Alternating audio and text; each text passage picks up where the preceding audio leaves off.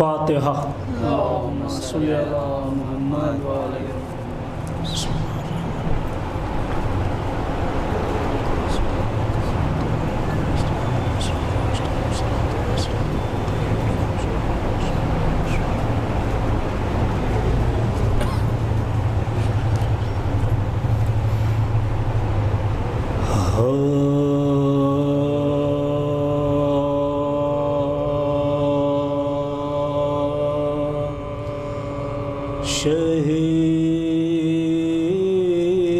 شہید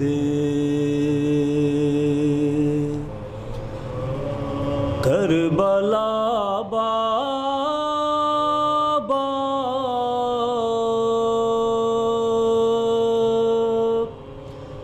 غریب بے وطن بابا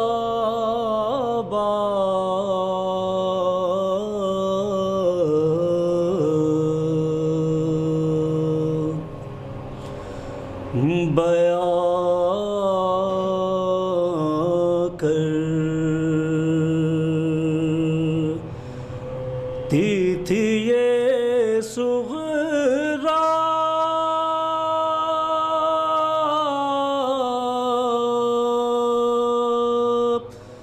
میرے بے کفن بابا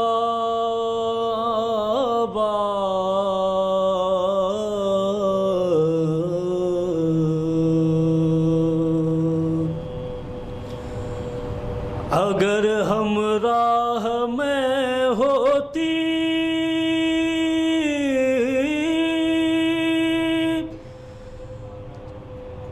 تمہاری لاش پہ روتی گدائی کر کے پہناتی تمہیں دو گز کفن بابا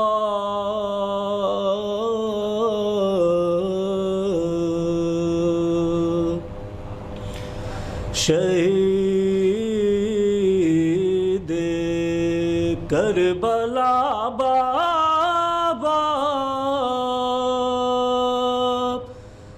میرے بے وطن بابا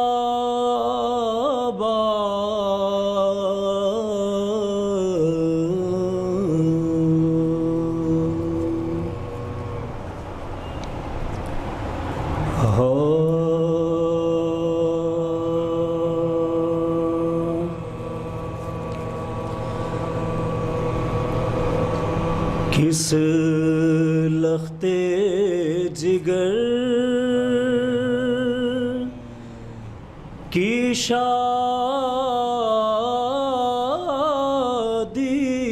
ہے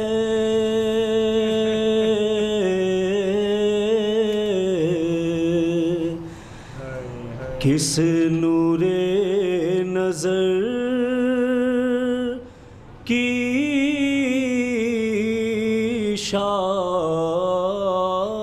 شادی ہے کس لخت جگر کی شادی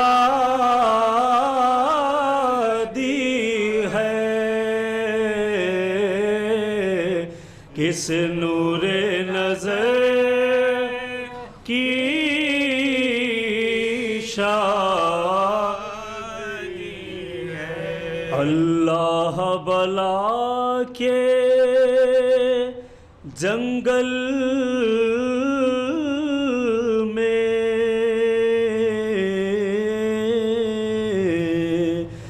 کس رشک خمر کی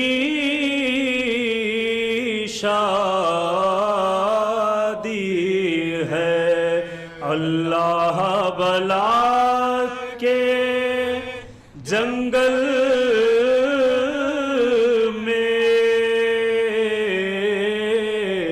کس رشک خمر کی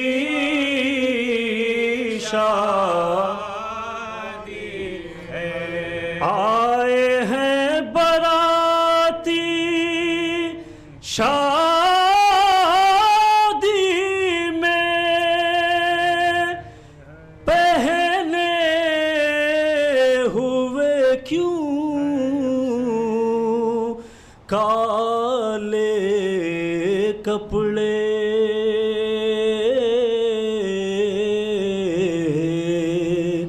مرجھایا ہوا ہے ہر چہرہ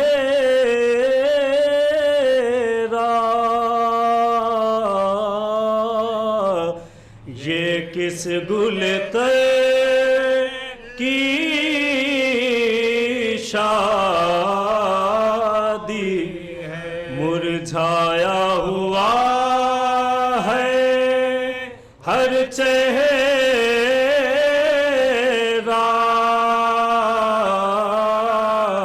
یہ کس گل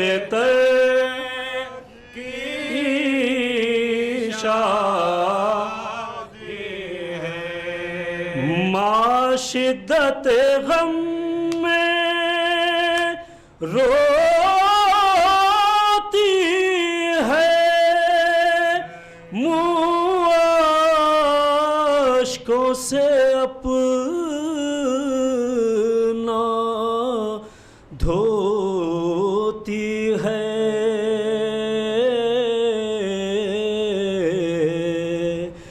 کس درد و الم کے عالم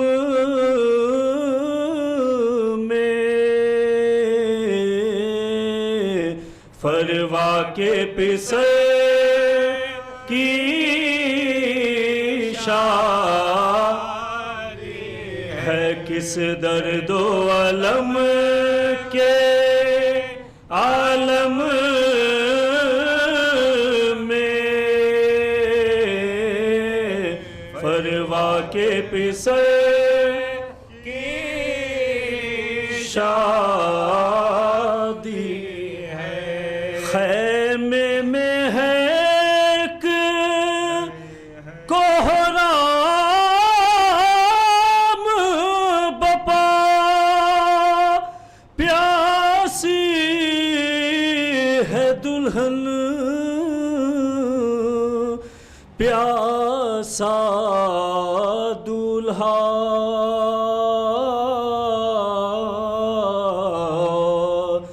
ہر دل پہ ہے چھائی غم کی گھٹا بیوہ کے پسر کی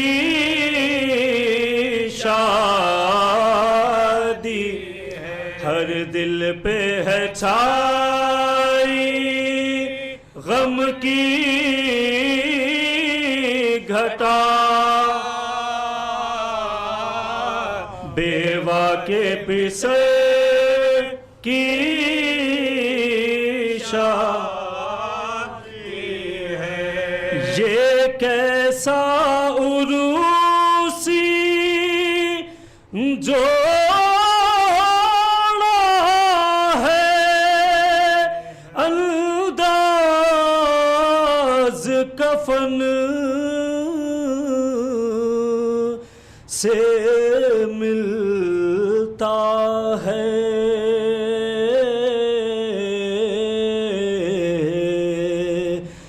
یہ موت کی ہے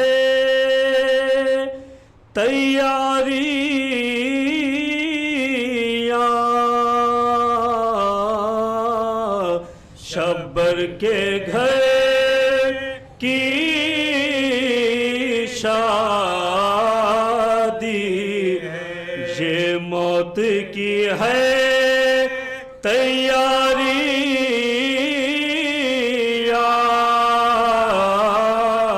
شبر کے گھر کی شادی کس لخت جگر کی شادی ہے کس نور نظر کی شادی ہے لو بالی سکینہ آئی ہے قاسم کی وہ مہندی لائی ہے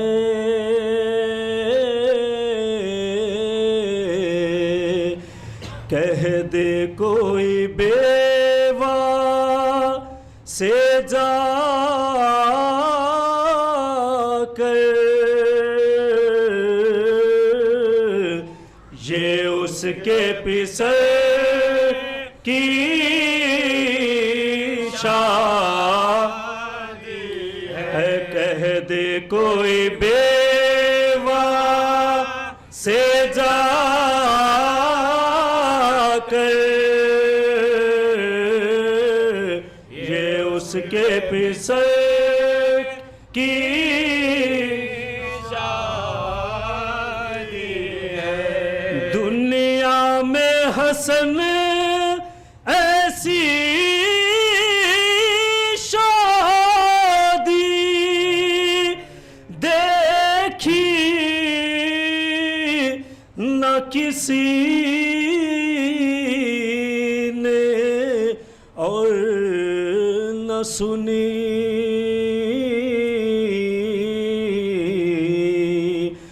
مصروف بکا ہے گھر سارا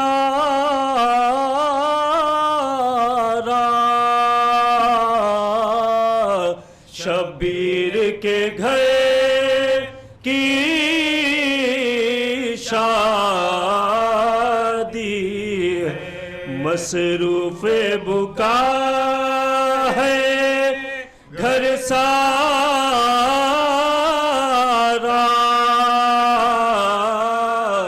شبیر کے گھر کی شادی ہے اللہ بلا کے جنگل میں کس رش کے خمر کی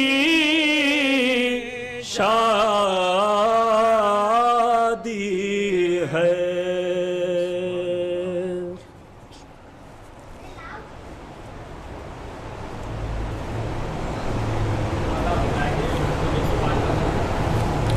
سلوات اللہم صلی علی محمد و آل محمد مجرئی پیدا ہوا تھا سم حسن کے واسطے اور بنا خنجر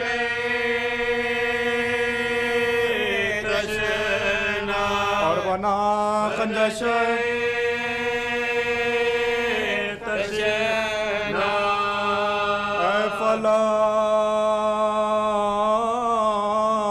زینب کو تو نے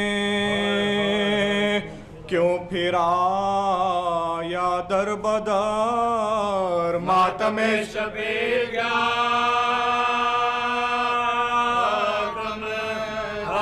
ماتم شبیر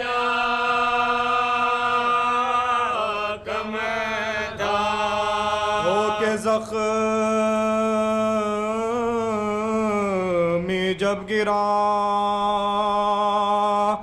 گھوڑے سے بنے بوترا خاک مرم ہو گئی خاک مرم ہو گئی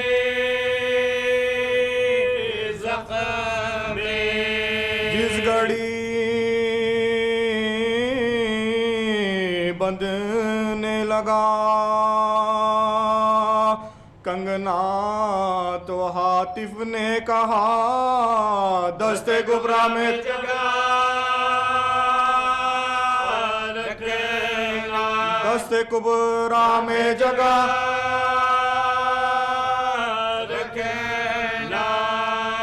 सिमर से कहती थी ज़ैनब, लेना तू चादर मेरी, ये रिदारन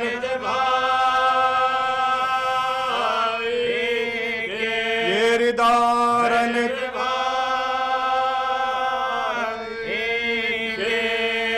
बेकफन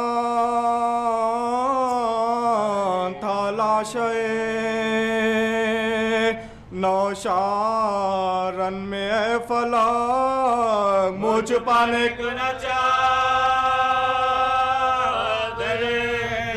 मुझ पाने को न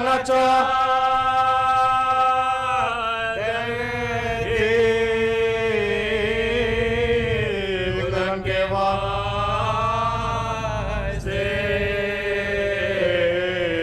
मुजराए पैदा कासिम जो हम शबी है जनाब अमीर था, इस वजह से वो गीरते मेरे मुनीर था, और आशिक़ जमाले शहे बेनज़ीर था। परवाने चराग़ रसूल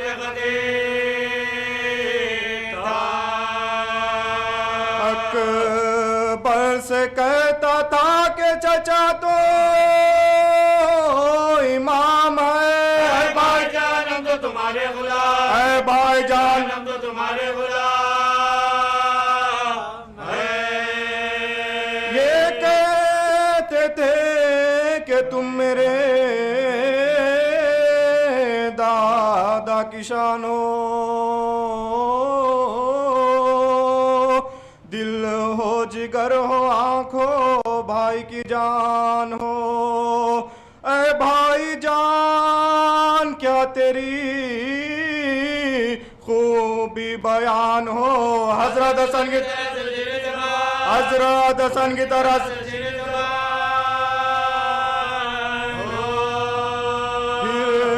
प्यार से वो हाथों को गर्दन में डाल के कहते थे कत्ल होंगे हम, कहते थे कत्ल होंगे हम। इतने में फौज जुल्म से तीर जफा चले, और यहाँ से पेशवाई को अहले वफा चले। आए खुदा की सिमत से सूए खुदा चले, कहते थे शाज़ और मुक़द्दर से क्या, कहते थे शाज़ और मुक़द्दर से क्या चले। कासिम रहे और अकबर अब्बास रह गए, 70 दो तन में 3 जवां पास रह गए। इस गम से जो हुसैन की हालत हुई तबाह, तब हाथ पकड़े खैमे में कासिम को लाए शाह। ज़ैनब से फिर ये बोले इमाम फलक पना, दरपेश हमको आज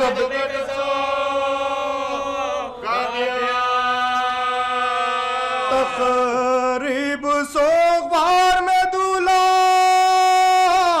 दुल्हन की है ज़ैनब डोटो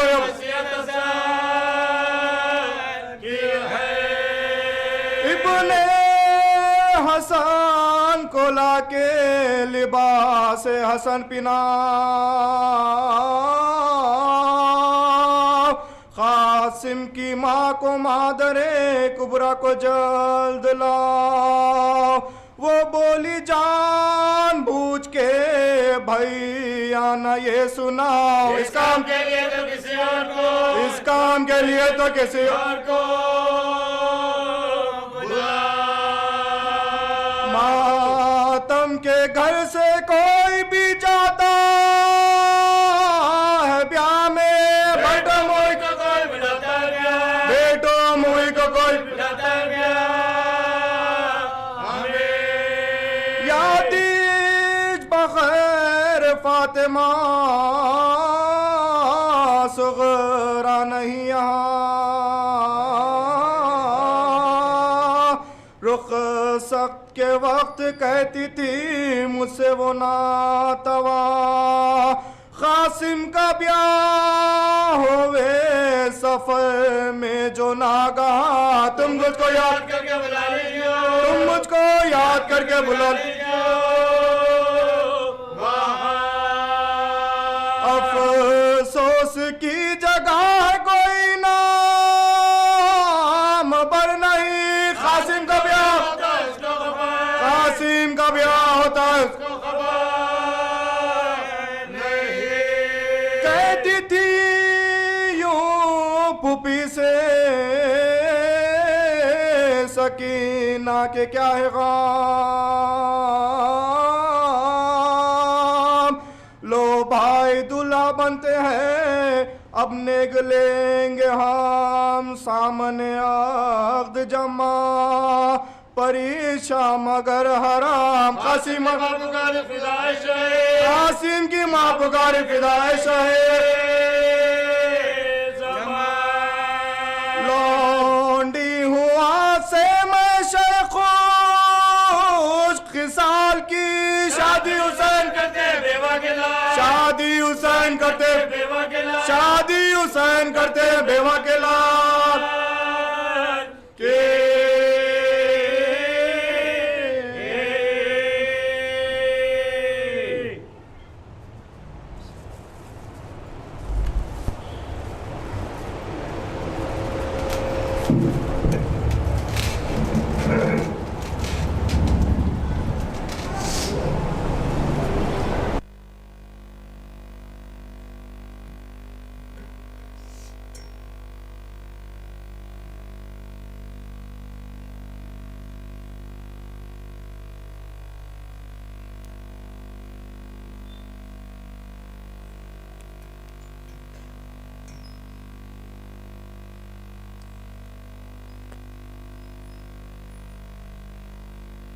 رحم اللہ من قرأ الفاتحہ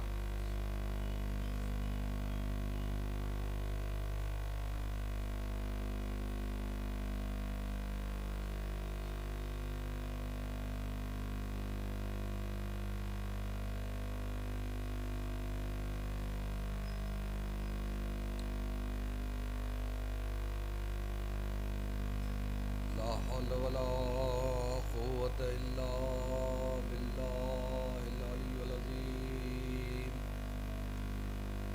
اعوذ باللہ من الشیطان اللعین الرجیم بسم اللہ الرحمن الرحیم الحمدللہ الذی لہادنا لہذا وما كنا لنهتدي لولا ان هدانا الله لقد جاءت رسول ربنا بالحق والصلاة والسلام على شفيع المذنبين رحمة للعالمين جد الحسن والحسين شباب اہل جنت ابو القاسم محمد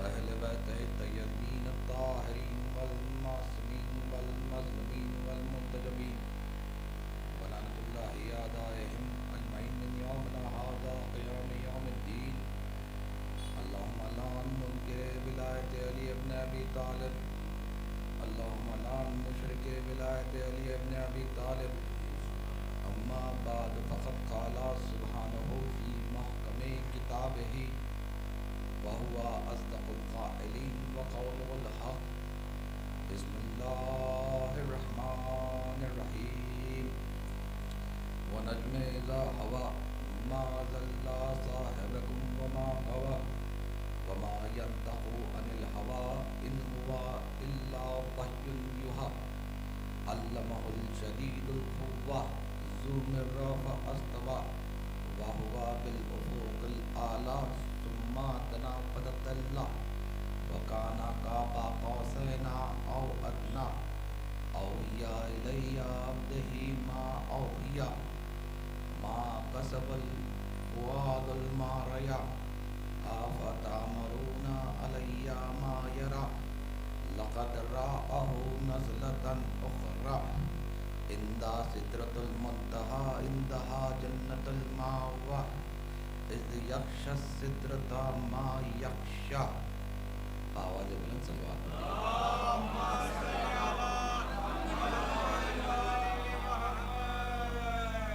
عزیزان محترم،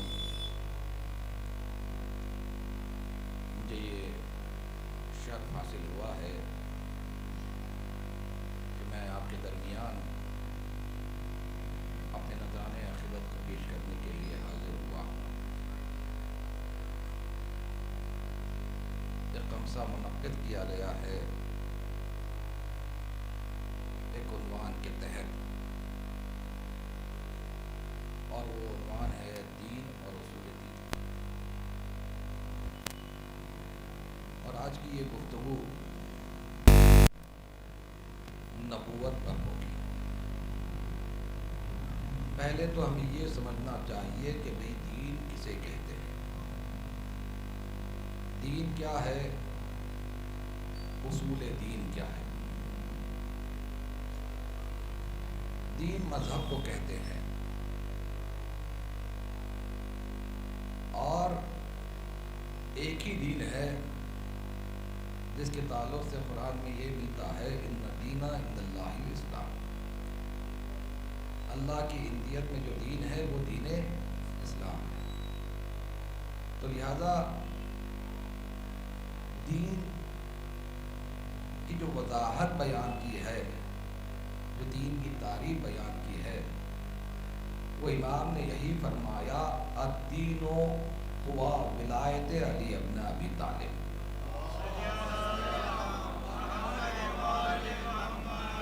دین جو ہے علی ابن ابی طالب کی ولایت ہے۔ اگر ولایت علی ابن ابی طالب کو ہٹا دیا جائے تو پھر وہ دین نہیں رہے گا۔ تو لہذا عزیزوں ہمیں یہی بتلایا گیا ہے کہ دین جو ہے ایک اصول دین ہے، دوسرا فروع دین ہے۔ اصول دین میں نماز ہے، روزہ ہے، حج ہے، زکوٰۃ ہے، توحید ہے، عدل ہے، نبوت ہے، امامت ہے، قیامت ہے۔ اور فروع دین میں نماز ہے، روزہ ہے، حج ہے، زکوٰۃ ہے، خمس ہے، نہی عن المنکر ہے، تولا ہے، تورع ہے۔ تو لہذا جو ہے اب بات کو یہ سمجھنا ہے کہ ہمیشہ اس بات کو یاد رکھیے گا کہ اصول دین محتاج فروع دین نہیں ہے، بلکہ فروع دین جو ہے محتاج اصول دین ہے۔ یعنی کہ دین کے سارے عمل کا دار و مدار جو ہے وہ اصول دین پر ہے۔ توجہ ہے نا؟ اب اس دین کو تبلیغ کرنے کے لیے، اسے پہنچانے کے لیے اللہ نے انبیاء کو بنایا۔ 1,24,000 نبیوں کو اللہ نے مبعوث کیا۔ نبی کے معنی کیا ہے؟ نبی کہتے کسے ہیں؟ نبی کا جو لفظ نکلا ہے وہ نبا سے نکلا ہے، اور نبا کے معنی ہے خبر کے، یعنی جو خبر پہنچائے اسے نبی کہا جاتا ہے۔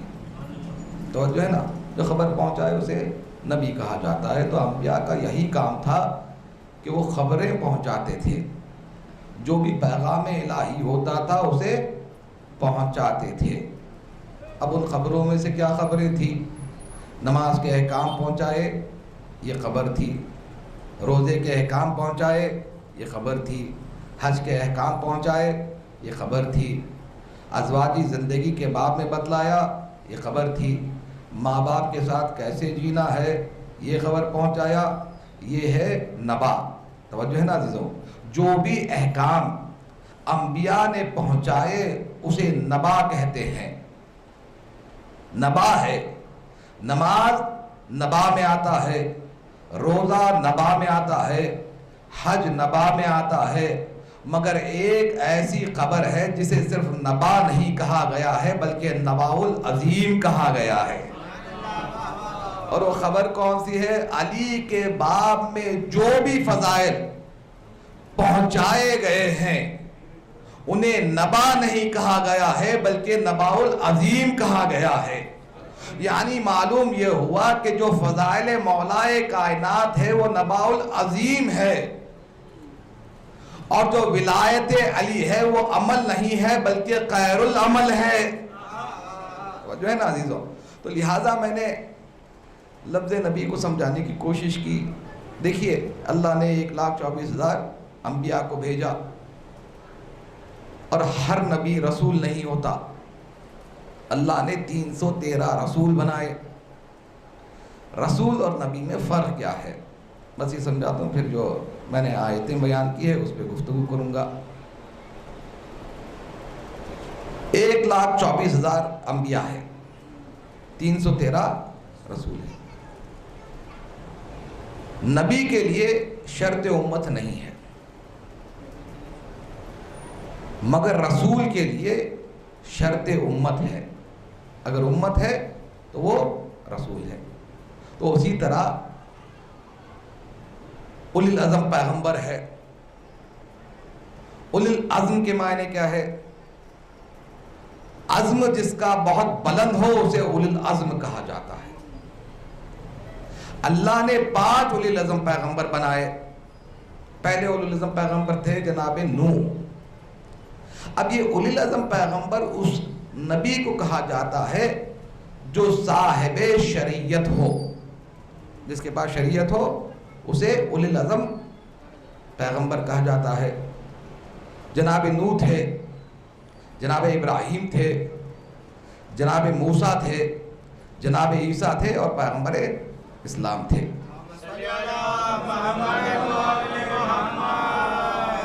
لہذا عزیزوں 1,24,000 انبیاء اللہ نے بھیجے، اور پیغمبر اسلام کو خاتم النبیین کہا گیا. کیا معنی خاتم النبیین کے؟ اکثر لوگ یہ کہتے ہیں کہ وہ آخری نبی، یقیناً آخری نبی تھے، مگر خاتم کے معنی جو عربی میں ہے وہ اردو زبان کے ختم میں نہیں ہے. جہاں پہ نبوت ختم ہو جائے اسے خاتم نہیں کہتے ہیں.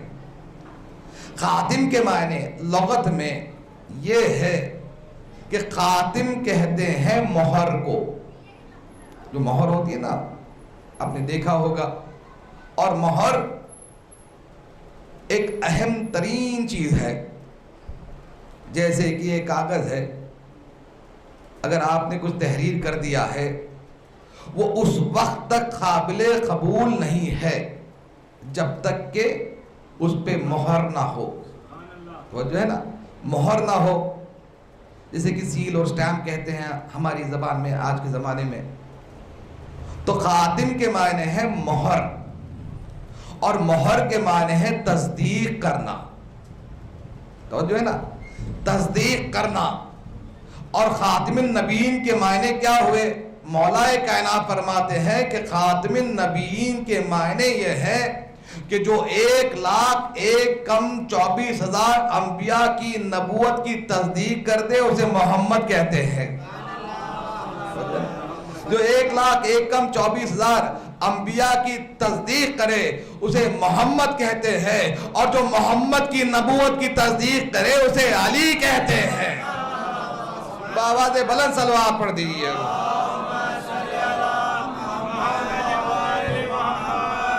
اور جو ہے نا عزیزوں، اب اس نبی کو اللہ نے معراج پہ بلایا.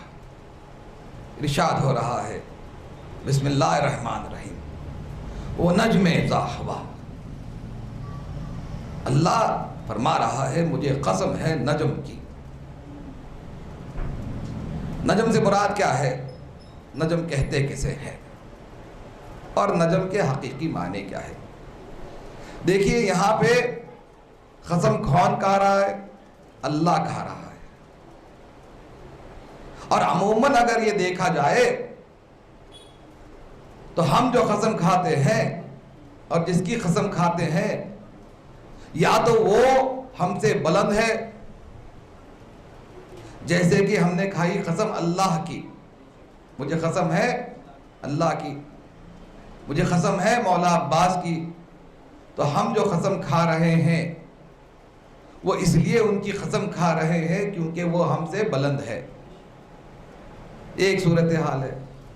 اور دوسری صورتحال یہ ہے کہ ہم اپنے بچوں کی بھی قسم کھاتے ہیں. بچے باپ کے برابر نہیں ہوتے ہیں، نہ افضل ہوتے ہیں، کیونکہ ہمیں اپنے بچوں سے محبت ہے تو ہم بچوں کی قسم کھاتے ہیں.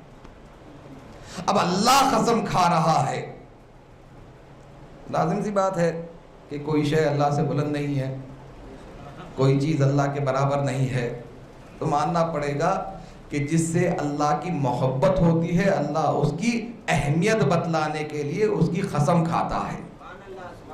تو یہاں پہ اللہ قسم کھا رہا ہے وہ نجم اذا ہوا، مجھے قسم ہے نجم کی.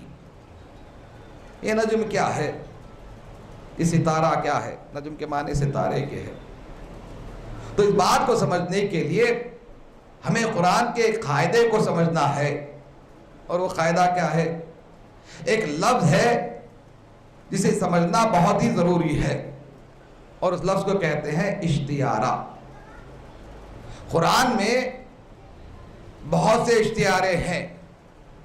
اشتعارے کے معنی یہ ہوتے ہیں کہ ایک حقیقت ہوتی ہے اور ایک ظاہر ہوتا ہے. ظاہر جو ہے وہ حقیقت نہیں ہے. جیسے کہ سورہ بقرہ میں ارشاد ہو رہا ہے وَأَسْتَعِينُوا بِالصَّبْرِ وَالصَّلَاةِ، مدد مانگو صبر سے اور صلاۃ سے. تو صبر کے معنی کیا ہے اور صلاۃ کے معنی کیا ہے؟ کیا صبر سے مراد وہ صبر ہے جو ہم اختیار کرتے ہیں؟ کیا صلاۃ سے مراد وہ عمل ہے جو ہم پڑھا کرتے ہیں؟ دیکھیے ہمیشہ ایک بات یاد رکھیے گا کہ قرآن صامت کو سمجھنے کے لیے قرآن ناطق کا ہونا ضروری ہے. اب امام بتلائیں گے کہ یہاں پہ جو صبر ہے اس سے مراد کیا ہے، صلاۃ سے مراد کیا ہے. تو امام سے پوچھا گیا یا ابن رسول اللہ یہ بتلائیے کہ اس آیت میں جو صبر اور صلاۃ ہے اس سے مراد کیا ہے. تو امام نے فرمایا یہاں پہ صبر سے مراد علی ابن ابی طالب ہے، صلاۃ سے مراد علی ابن ابی طالب ہے، صبر سے مراد جو ہے پیغمبر اسلام ہے. تو اب ہمیں یہ معلوم ہو گیا کہ یہاں صبر سے مراد محمد ہے، صلاۃ سے مراد علی ہے. مگر ہمارے سامنے جو لفظیں آئی ہے وہ لفظیں کیا آئی ہے؟ صبر اور صلاۃ. ٹھیک ہے. اسی طرح قرآن میں اور بھی آیتیں ہیں کہ جہاں پہ تذکرہ ہو رہا ہے، جیسے کہ وَالشَّمْسُ وَالضُّحَاهَا وَالْقَمَرُ إِذَا تَلَاهَا، اللہ قسم کھا رہا ہے سورج کی، اللہ قسم کھا رہا ہے چاند کی. تو یہاں پہ سورج سے مراد پیغمبر اسلام ہے، چاند سے مراد جو ہے مولائے کائنات ہے. یہ بات بھی واضح ہو گئی. جب یہ بات واضح ہو گئی اب اور آگے آئیے گا. بہت سی آیتیں ہیں جن میں اشتعارہ ہے. اب میں مولا کی ایک حدیث بیان کرتا ہوں اور اس کو سمجھانے کی کوشش کرتا ہوں. مولا فرماتے ہیں انا صلاۃ المومن، میں مومن کی نماز ہوں. انا صوم المومن، میں مومن کا روزہ ہوں. انا حج المومن، میں مومن کا حج ہوں. تو آپ کیا سمجھے کہ علی کس طرح جو ہے مومن کی صلاۃ ہے، علی کس طرح جو ہے مومن کا روزہ ہے، علی کس طرح جو ہے مومن کا حج ہے. توجہ ہے نا عزیزوں. اب بات کو سمجھنا ہے، کیونکہ نماز عمل کو کہا جاتا ہے، روزہ عمل کو کہا جاتا ہے، حج عمل کو کہا جاتا ہے تو کس طرح میرا مولا مومن کی نماز ہے، کس طرح میرا مولا مومن کا حج ہے، کس طرح میرا مولا مومن کا روزہ ہے۔ تو عزیزو بات کو سمجھیے گا، ایک فرا ہوتی ہے، ایک حقیقت ہوتی ہے۔ یقیناً جو نماز ہم پڑھتے ہیں یہ صلاۃ کی فرا ہے، اب اس کی حقیقت کیا ہے؟ ولایت علی ابن ابی طالب ہے۔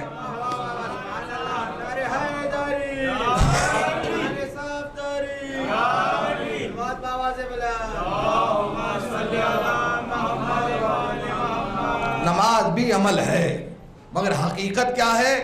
علی کی ولایت۔ اگر علی کی ولایت ہو، علی کی محبت ہو، تبھی آپ کو نماز پڑھنی ہے۔ بغیر علی کے محبت کے نماز نہیں پڑھ سکتے۔ یاد رکھیے گا، ثواب صرف اور صرف یہ ہے کہ علی کی محبت میں کوئی عمل انجام دیا جائے تو اسی کا ثواب ہے، کیونکہ پیغمبر اسلام فرماتے ہیں یا علی انتا ثواب، یا علی آپ ہی ثواب ہیں۔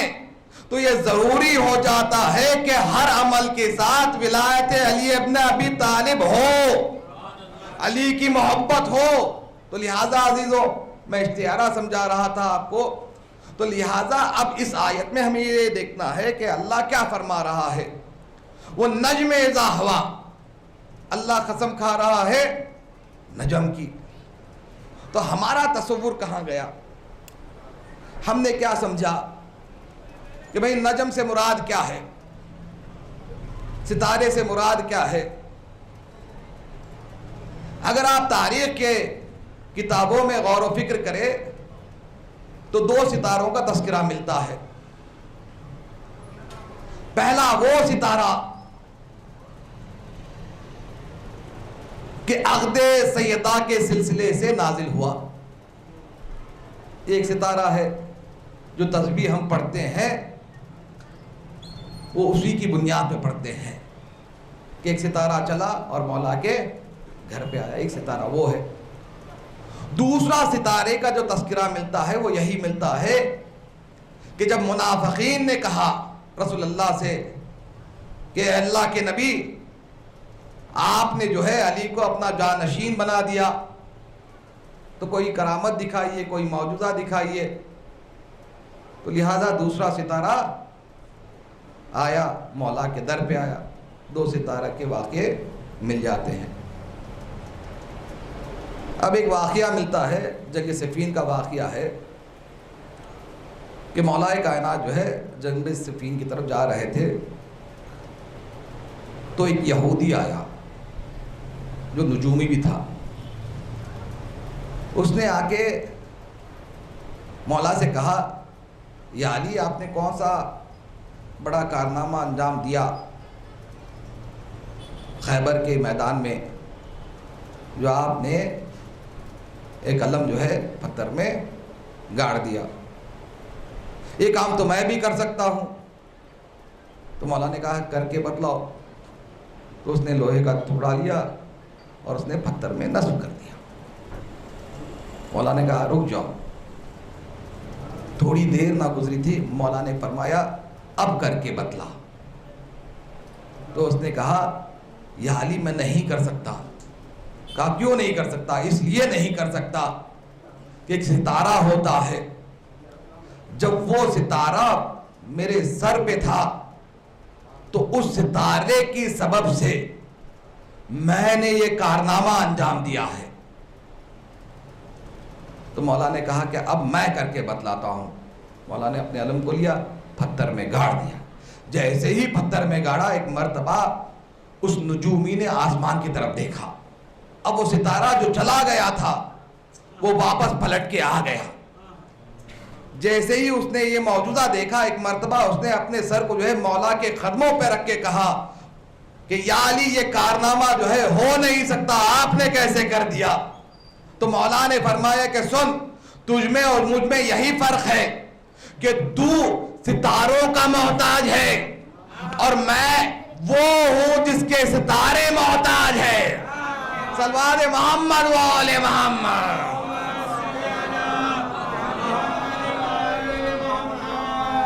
عزیزو اب اس آیت میں جو لفظ آیا ہے وَالنَّجْمِ اِذَا هَوَىٰ، مجھے قسم ہے نجم کی.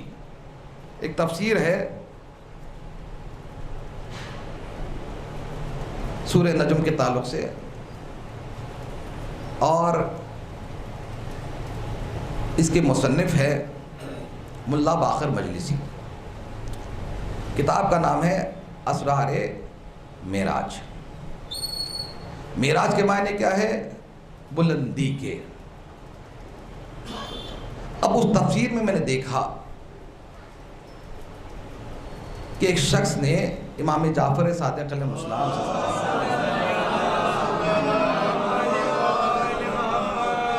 سوال کیا کہ یہاں پہ جو سورہ نجم میں لفظ نجم ہے اس سے مراد کیا ہے؟ تو امام نے فرمایا کہ نجم سے مراد جو ہے پیغمبر اسلام ہے. توجہ ہے نا عزیزو، پیغمبر اسلام ہے. اب بات کو سمجھنی ہے. وہ نجم اذا ہوا، مجھے قسم ہے نجم کی.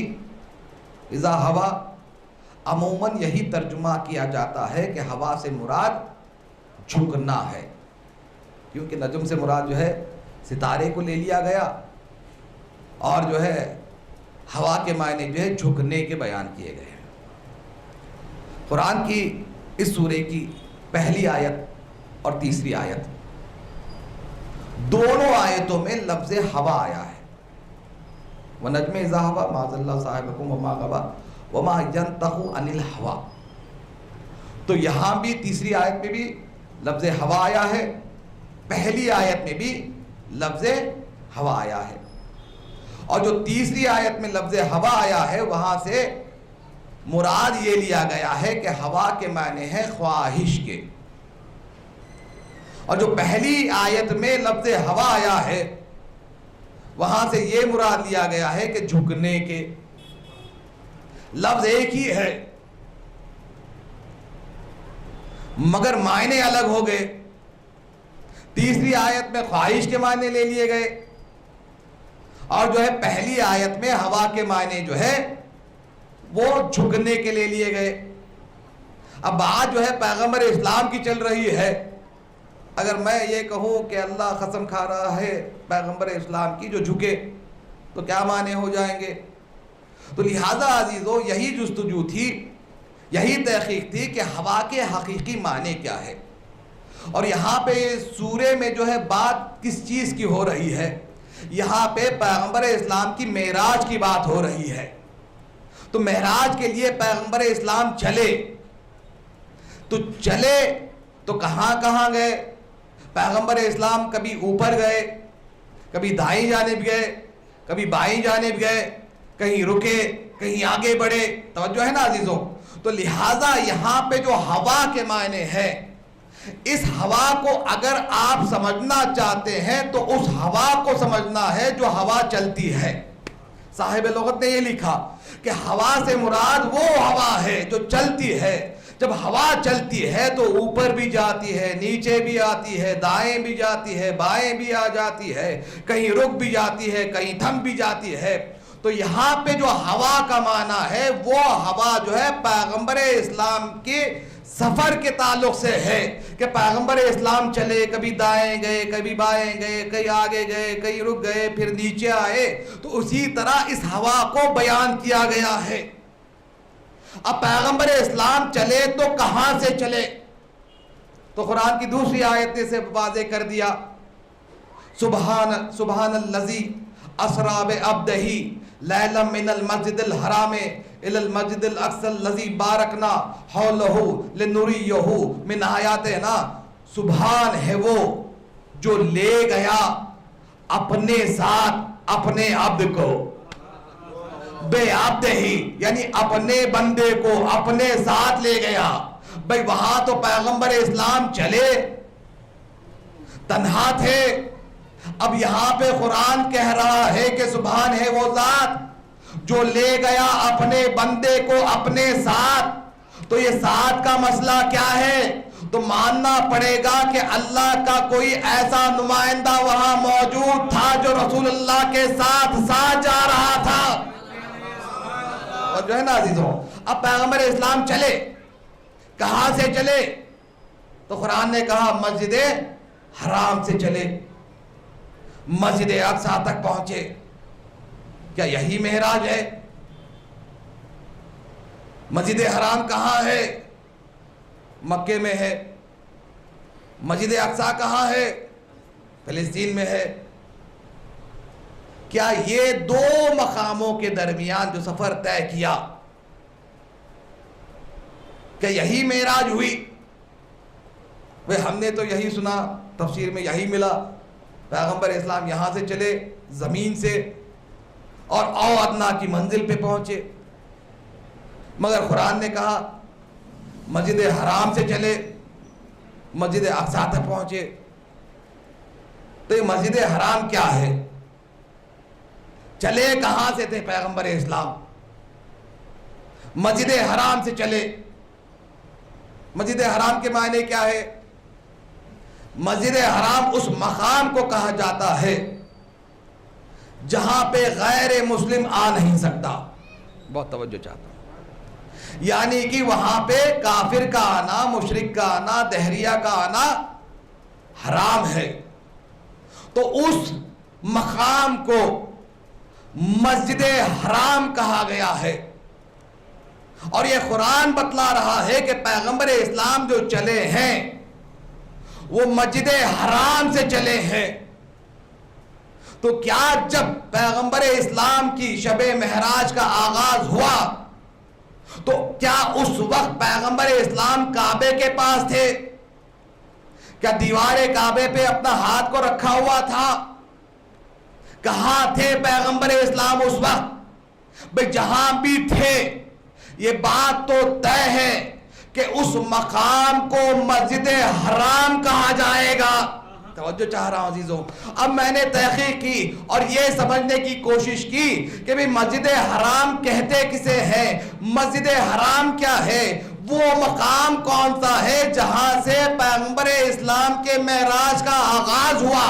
تو تفسیر معصوم میں یہی ملا، تفسیر معصوم میں ہمیں یہی نظر آیا کہ امام نے فرمایا کہ پیغمبر اسلام کے معراج کا آغاز جو ہوا ہے وہ بیت ابو طالب سے ہوا ہے، ابو طالب کے گھر سے ہوا ہے۔ تو ماننا پڑے گا، اے ابو طالب کو کافر کہنے والوں کافروں، جس کے گھر کو اللہ مسجد حرام کہہ رہا ہے وہ ابو طالب کا گھر ہے۔ بابا سے بلند سلوات،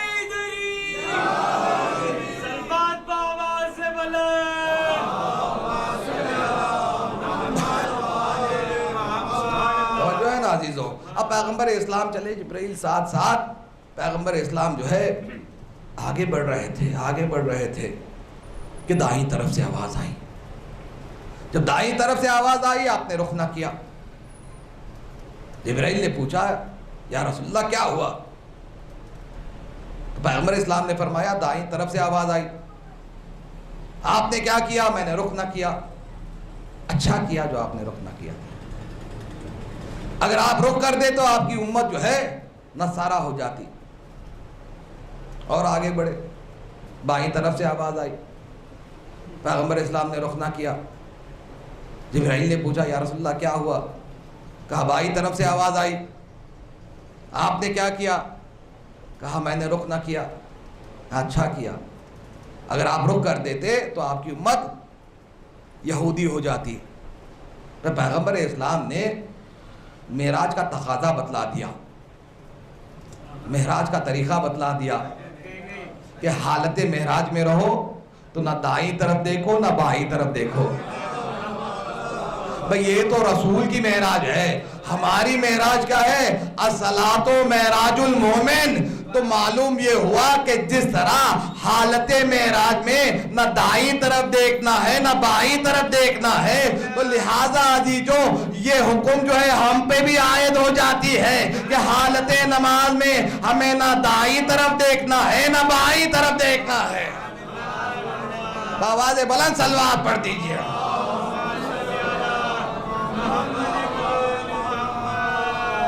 تو اب پیغمبر اسلام چلے، ایک ایک منزل طے کرتے ہوئے چلے۔ ایک مقام تھا جسے سدرۃ المنتہا کہا جاتا ہے. اس مقام پہ پیغمبر اسلام پہنچے, آگے بڑھ گئے. جبرائیل رک گئے, نیچے دیکھا جبرائیل رکے ہوئے ہیں. اے جبرائیل آگے کیوں نہیں بڑھتے ہو؟ کہا یا رسول اللہ کیسے آگے بڑھوں؟ اگر آگے بڑھ جاؤں تو میں جل جاؤں گا. جبرائیل رک گئے, پیغمبر اسلام آگے بڑھ گئے. جبرائیل ایک مخلوق, کون سی مخلوق ہے جبرائیل؟ نوری مخلوق. عزیزو یہ بات یہیں سے واضح ہو رہی ہے کہ مخلوق کوئی بھی ہو اس کی حد معین ہے. اگر آپ یہ سمجھتے ہیں کہ پیغمبر اسلام کی حقیقت بھی نوری ہے تو پیغمبر اسلام سدرۃ المنتہا کے آگے نہ جاتے. تو معلوم یہ ہوا کہ نور بھی اگر مخلوق ہو تو اس کی حد بھی معین ہے. جبرائیل رک گئے, پیغمبر اسلام آگے بڑھ گئے. اچھا پیغمبر اسلام جو آگے بڑھے ہیں نا, نالین بھی آگے بڑھ گئی. جبرائیل رکے رہے, نالین مصطفیٰ آگے بڑھ گئی.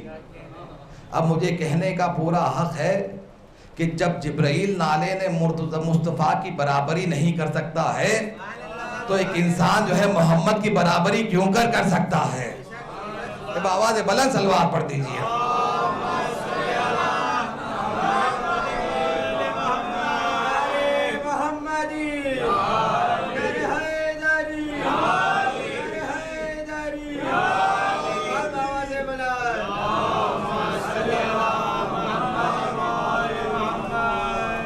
تو لہذا عزیزوں اب جو ہے پیغمبر اسلام بڑے آگے, جبرائیل رکے ہوئے, سدرۃ المنتہا کی منزلوں کو طے کر لیا.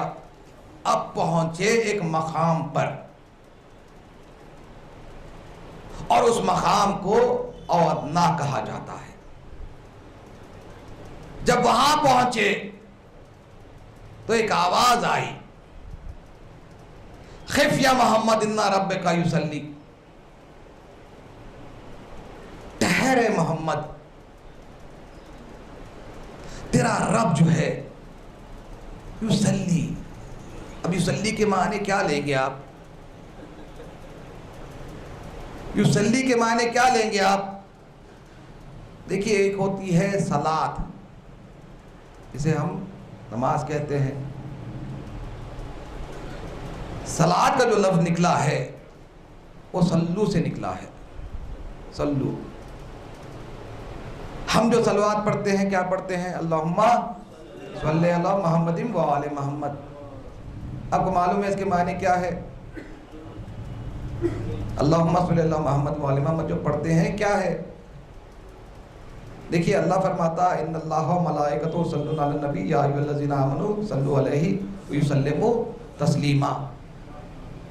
اللہ فرماتا ہے میں اور میرے ملائکہ درود بھیجتے ہیں محمد و آل محمد پر, اور تمہیں بھی یہ حکم دیا جاتا ہے کہ تم بھی درود پڑھو محمد و آل محمد پر.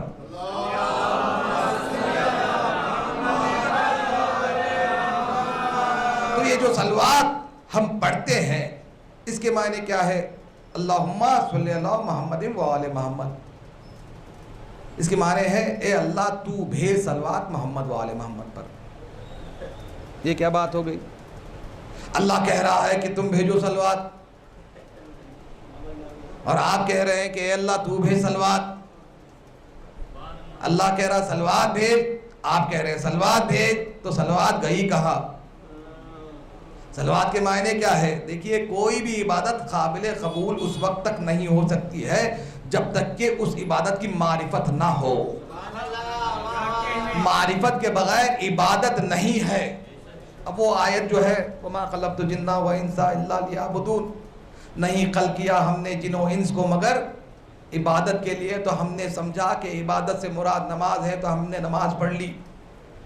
تو کیا ہمارے مقصد تخلیق جو ہے اللہ نے جس وجہ سے ہمیں قلق کیا تھا وہ کامیاب ہو گیا؟ ہم نے روزہ رکھے تو وہ مقصد کامیاب ہو گیا؟ ہم نے حج کیا تو کیا وہ مقصد کامیاب ہو گیا؟ دیکھیے وہی تو کہتا ہوں نا، آیتوں کو سمجھنا ہے، قرآن کو سمجھنا ہے تو قرآن ناطق سے سمجھنا ہے۔ امام نے یہاں فرمایا وَمَا خَلَقْتُ الْجِنَّ وَإِنسَ إِلَّا لِيَعْبُدُونَ سے مراد یہ ہے کہ یہاں پہ جو لفظ یعبدون ہے حقیقت میں یعرفون ہے۔ یعرفون یعنی کہ نہیں قلق کیا جن و انس کو مگر معرفت کے لیے۔ تو معرفت ضروری ہے، اور معرفت جو ہے مقدم ہے عبادت پر، یعنی پہلے معرفت ہے پھر عبادت ہے۔ بھئی نماز ہم پہ واجب کب ہوتی ہے؟ نماز اس وقت واجب ہوتی ہے جب ہماری سن جو ہے 15 سال کی ہو جائے۔ روزہ واجب کب ہوتا ہے؟ جب ہماری سن جو ہے 15 سال کی ہو جائے۔ حج واجب کب ہوتا ہے؟ جب ہماری سن جو ہے 15 سال کی ہو جائے۔ یعنی کہ 15 سال سے اگر عمر کم ہو تو مجھے نمازی نہیں کہا جائے گا۔ 15 سال کی عمر سے اگر میری عمر کم ہو تو مجھے روزے دار نہیں کہا جائے گا۔ اگر 15 سال کے عمر سے میری عمر کم ہو تو مجھے حاجی نہیں کہا جائے گا۔ کتنی عجیب بات ہے، دیکھیے نمازی کہلانے کے لیے مجھے 15 سال تک پہنچنا ہے، حاجی کہلانے کے لیے مجھے 15 سال تک پہنچنا ہے، مگر قسم بخدا اس عزاداری کا صدقہ یہ ہے کہ اگر ایک بچہ بھی آ جائے جو 6 مہینے کا ہو اور ماتم حسین کرے تو وہ عزادار ضرور کہلایا جائے۔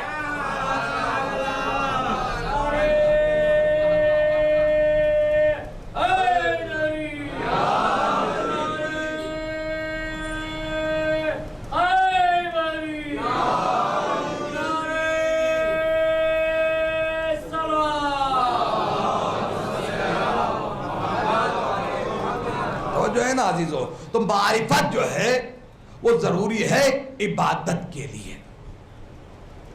اب اللہ نے اپنے حبیب کو بلایا، ٹھیک ہے، اور جب پیغمبر اسلام اودنا کی منزل پہ پہنچے تو آواز آئی خف یا محمد انا ربکا یصلی، ٹھہر محمد۔ اب یصلی کے معنی کیا لیں گے آپ؟ یہاں پہ اللہ نے اپنے حبیب کو روکا کہ رک جاؤ۔ پیغمبر اسلام رک گئے، کیوں؟ اس لیے کہ یہاں پہ لفظ یصلی آیا ہے۔ عزیزو یاد رکھو، چاہے وہ صلو ہو، چاہے وہ صلوات ہو، توجہ ہے نا عزیزو، چاہے وہ صلوات ہو چاہے وہ صلات ہو، ہر عبادت میں علی کا تذکرہ موجود ہے۔ اگر علی کا تذکرہ نہیں ہے تو وہ عبادت نہیں ہو سکتی۔ تو ضروری یہ ہے کہ علی کا تذکرہ ہو۔ تو یعنی کہ اللہ نے اپنے حبیب کو وہاں اس لیے روکا تاکہ وہ علی کے فضائل بیان کر سکے۔ اب پیغمبر اسلام چلے اور ایک مقام پہ پہنچے، ایک حجاب تھا، اس طرف اللہ کا نمائندہ تھا۔ اچھا یہ پوری معراج جو ہوئی ہے وہ کس سبب سے ہوئی ہے؟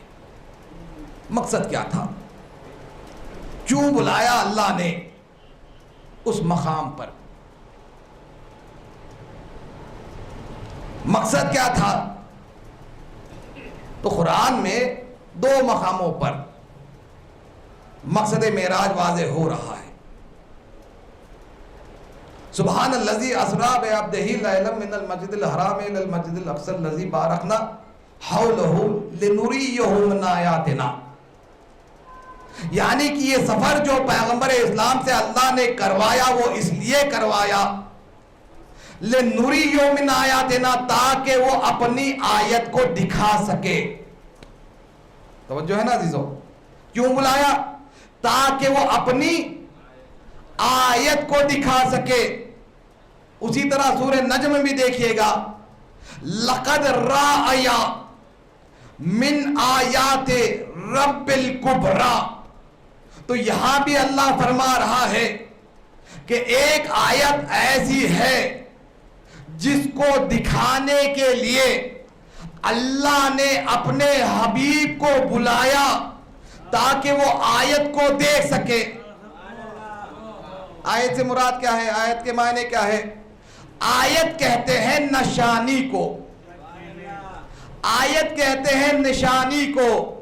تو آیت اللہ کے معنی کیا ہوئے؟ اللہ کی نشانی. توجہ ہے نا عزیزوں؟ اللہ کی نشانی کو آیت اللہ کہتے ہیں. تو یعنی کہ آیت اللہ اس کو کہتے ہیں جس کو دیکھ کے اللہ کی معرفت ہو, جسے دیکھ کے اللہ کو پہچانا جائے. بھئی آیت اللہ اس کو کہتے ہیں کہ جس کا ہونا دلیل ہے کہ وہ ہے. جو ہے نا عزیزوں, یعنی جس کو دیکھ کے یہ پہچانا جائے کہ اللہ ہے. تو لہذا اب اس کو دکھانے کے لیے اللہ نے اپنے حبیب کو بلایا. اب وہاں تھا کون؟ تھا کون؟ مولا کائنات تھے. کیا پیغمبر اسلام نے کبھی مولا کائنات کو نہیں دیکھا تھا؟ کیا پیغمبر اسلام سے کبھی ملاقات نہیں کی تھی؟ بھئی علی اور محمد وہ ہے جو کبھی جدا نہیں ہوئے. ہر لمحہ ازل سے لے کر ابد تک جو ساتھ ساتھ ہو, اس کو دکھانے کے لیے تو کمال کون سی بات کا تھا؟ یہ کون سا کمال تھا کہ علی کو دکھانے کے لیے اللہ نے اپنے حبیب کو بلایا تھا. بھئی یہاں پہ علی کو دکھانا مقصود نہیں تھا, بلکہ مقام علی کو دکھانا چاہ رہا تھا کہ دیکھو علی کا مقام کیا ہے. علی کا مقام یہ ہے کہ وہ مقام الوہیت پر ہے, تاکہ پیغمبر اسلام جب واپس امت میں جائے تو وہ اپنے امتیوں سے کہہ سکے کہ دیکھو میں نے علی کو مقام الوہیت پہ دیکھا ہے. وہ آواز بلند صلوات پڑھ دیجئے.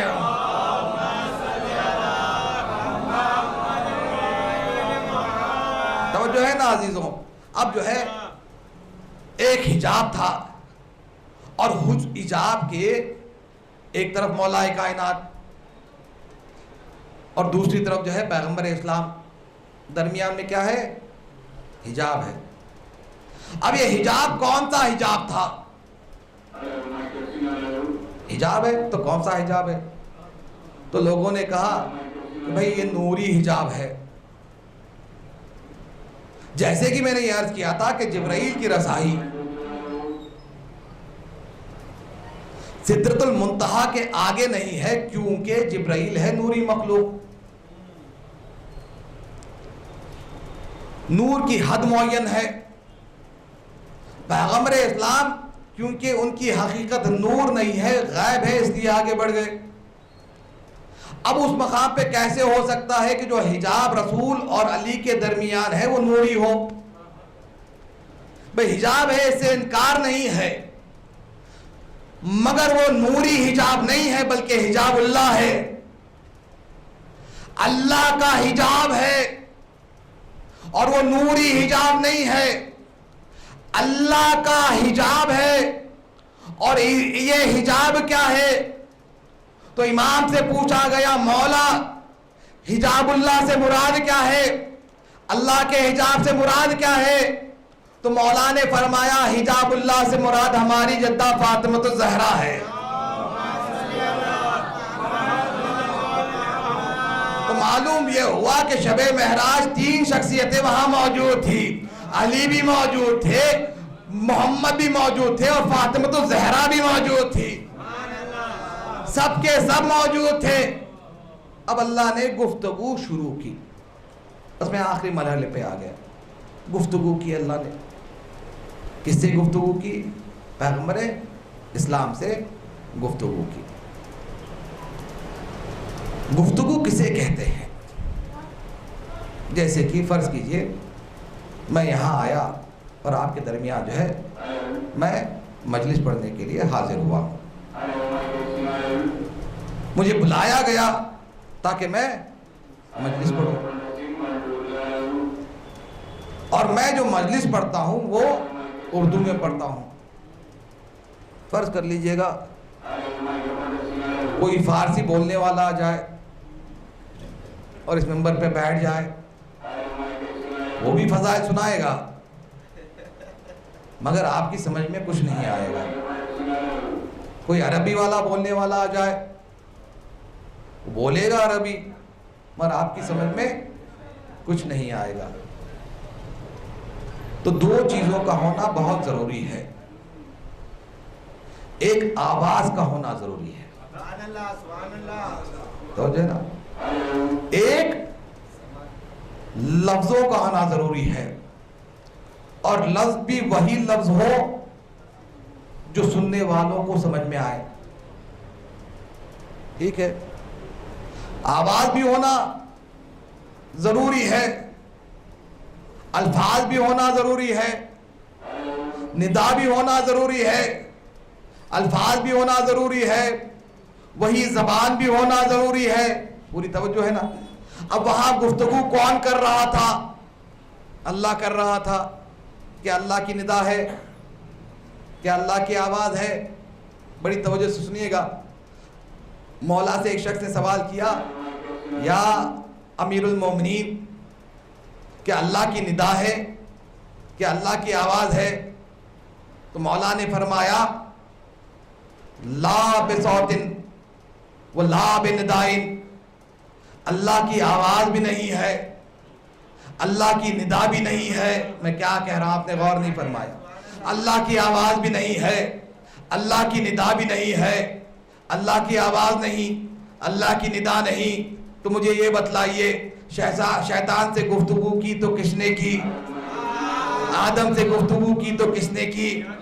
عالم ارواح میں الستو بربکم کہا تو کس نے کہا؟ ابراہیم سے گفتگو کی تو کس نے کی؟ تو بات سمجھ میں آئی. یہاں پہ جو ہے بات واضح ہو رہی ہے کہ جہاں پہ ندا نہیں ہے وہ نہیں بول رہا ہے، اور بولنے کے لیے جو ہے زبان کا ہونا ضروری ہے. اب جو اس کی زبان ہوگی وہی بولے گی، وہی کلام کرے گی. تو جو ہے نا، اب وہاں پہ آواز نہیں ہے، نہ صوت ہے، نہ ندا ہے. بھئی قرآن کیا ہے؟ قرآن ہے کلام الہی. کس کا کلام ہے؟ اللہ کا کلام ہے. دیکھیے، دو کلامیں ایسے ہیں جو ایک ہے. معصوم نے کیا فرمایا حدیث کے تعلق سے؟ کہ اگر ہماری حدیثوں کو سمجھنا ہے اور یہ جاننا ہے کہ یہ ہماری حدیث ہے، یہ ہمارا قول ہے، تو ہمارے کلام کو قرآن کے کلام سے ملا کے دیکھو. اگر کلام الہی کے مطابق ہے تو یہ میرا کلام ہے، ورنہ اسے دیوار پہ دے مارو. تو لہذا عزیزو، یہ ضروری ہو جاتا ہے یہ سمجھنا کہ دونوں کلام ایک ہے، جدا نہیں ہے. قرآن ہے کلام الہی. جب کلام الہی ہے تو وہاں پہ تو نہ ندا ہے نہ صوت ہے، تو پھر کلام کہاں سے ہوا؟ قول کہاں سے ہوا؟ تو مولا سے سوال کیا گیا کہ یہ بتلائیے کہ اللہ کے قول کی کیفیت کیا ہوتی ہے. تو مولا نے فرمایا، ہوا یقول لا بلفظ، اس کا قول ایسے ہے کہ جس میں الفاظ نہیں ہوتے ہیں. جب الفاظ نہیں ہوتے ہیں تو جب میں نے قرآن کو کھولا تو الفاظ ہی الفاظ نظر آئے، لفظیں ہی لفظیں نظر آئی. جب اللہ کے قول میں الفاظ نہیں ہوتے ہیں تو یہ لفظیں آئی کہاں سے؟ تو معلوم ہوا کہ کوئی ہے جو اس کا قول جو بغیر لفظوں کے ہے، اس قول کو لفظوں میں ڈھال کے دنیا کے سامنے پیش کر رہا ہے. اور جو ہے نا عزیزوں، تو لہٰذا یہ کلام الہی ہے، اور اللہ نے جو گفتگو کی وہ گفتگو لفظوں کی محتاج نہیں تھی.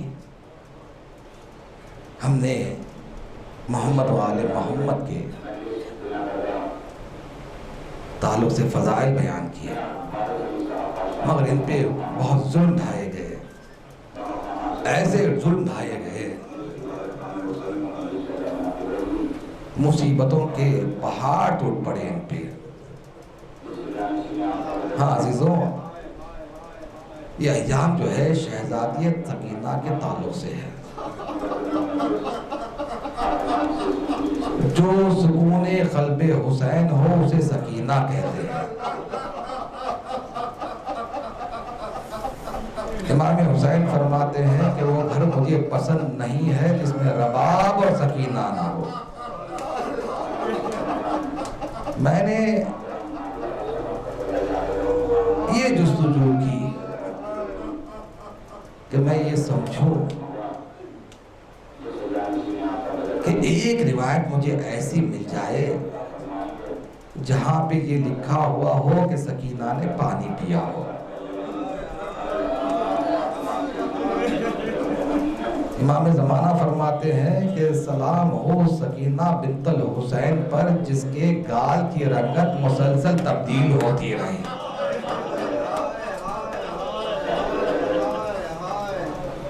مسلسل ظلم کیا گیا سکینہ پر، کبھی تازیانے سے وار کیا گیا، کبھی تماچے مارے گئے،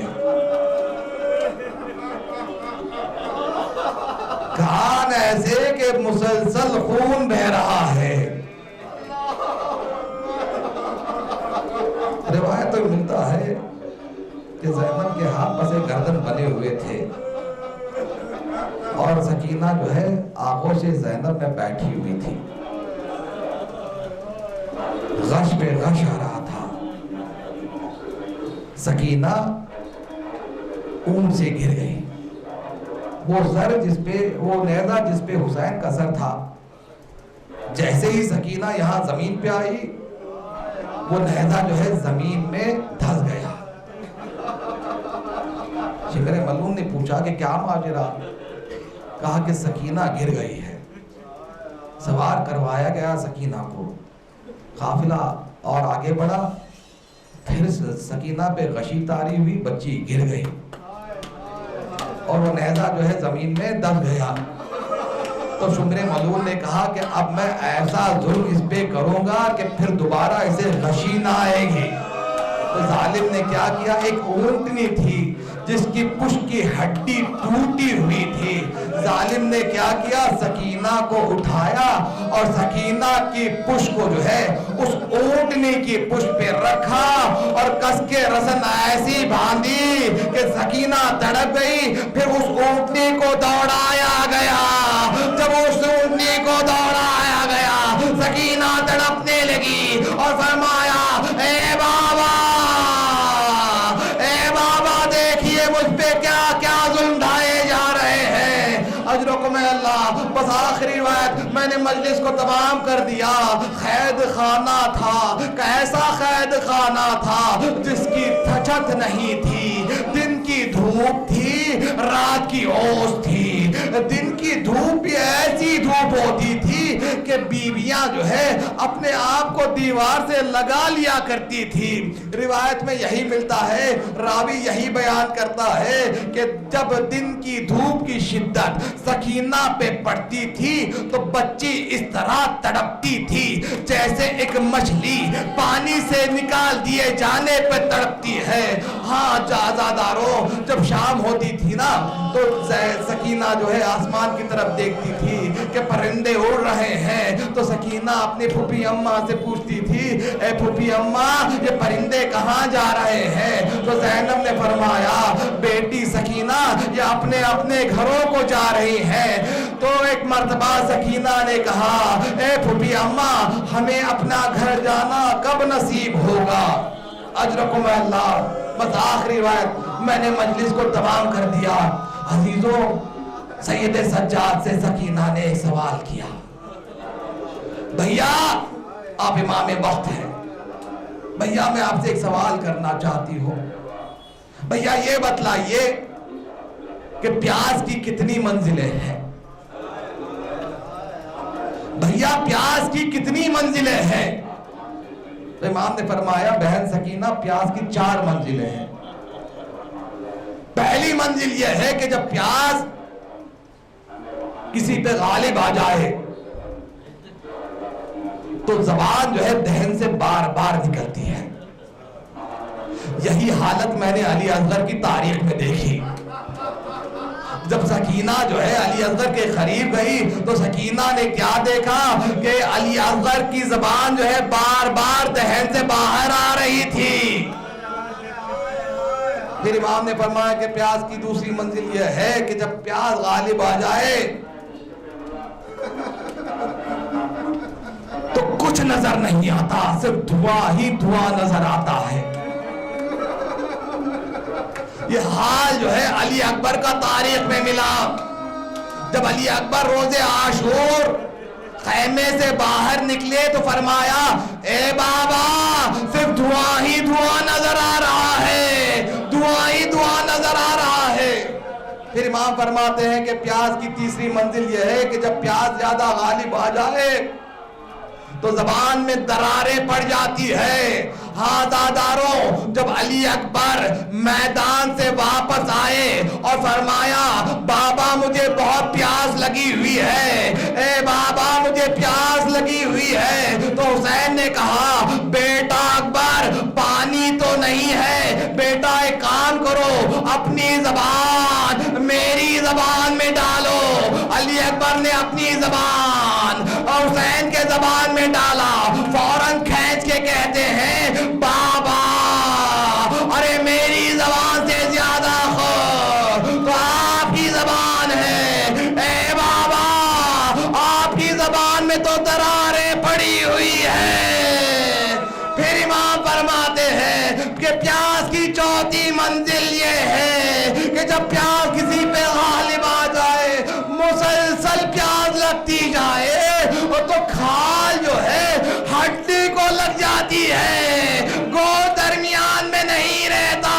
بس سکینہ نے تڑپ کے یہی کہا اے بھیا میں یہی جاننا چاہتی تھی کربلا سے کوفہ پیاسی رہی, اے بھیا کوفے سے شام آئی, قید خانے بھی پیاسی ہو, تو میں یہی جاننا چاہتی تھی کہ میں پیاس کے کون سے منزل پہ ہوں.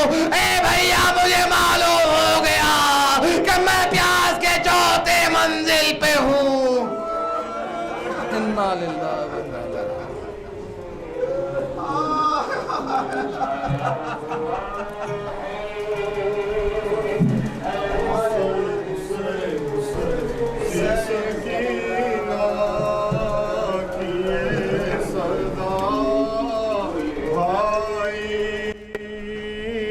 تھی سکینہ کی یہ صدا بھائی, دم نکلتا ہے اب میرا بھائی. تھی سکینہ کی یہ صدا